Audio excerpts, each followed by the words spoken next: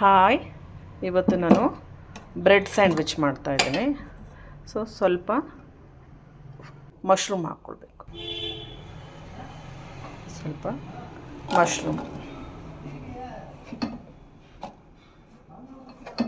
Mushroom ಹಾಕ್ಕೊಂಡು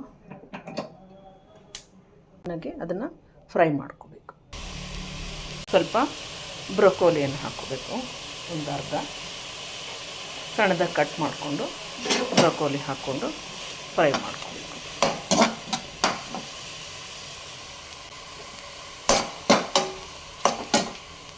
ನಂತರ ಸ್ವಲ್ಪ ಬೀನ್ಸು ಮತ್ತು ಶುಂಠಿ ಹಾಕ್ಕೊಳ್ತಾ ಇದ್ದೀನಿ.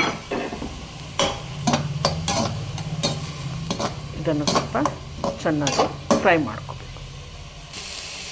ಆನಂತರ ಬೆಳ್ಳುಳ್ಳಿ ಮತ್ತು ಹಸಿಮೆಣಸಿನಕಾಯಿ ಪೇಸ್ಟ್ ಮಾಡಿರ್ತಕ್ಕಂಥದ್ದನ್ನ ಹಾಕ್ಕೊಂಡು ಒಂದು 2 ನಿಮಿಷ ಕ್ಯಾಪ್ ಹಾಕ್ಬಿಟ್ಟು ಬೇಯಿಸ್ಕೋಬೇಕು.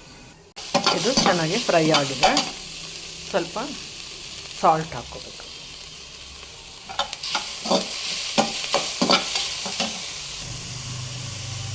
ಸ್ವಲ್ಪ ಸೀಸನಿಂಗ್ ಹಾಕ್ಕೊಂಡು ಈಗ ಆಲ್ಮೋಸ್ಟ್ ಆಗಿದೆ 90%.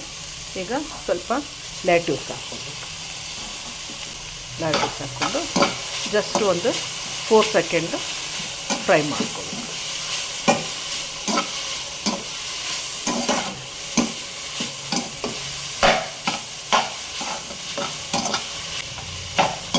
ಈಗ ಇದು ರೆಡಿಯಾಗಿದೆ. ಸ್ಟವ್ ಆಫ್ ಮಾಡಿ.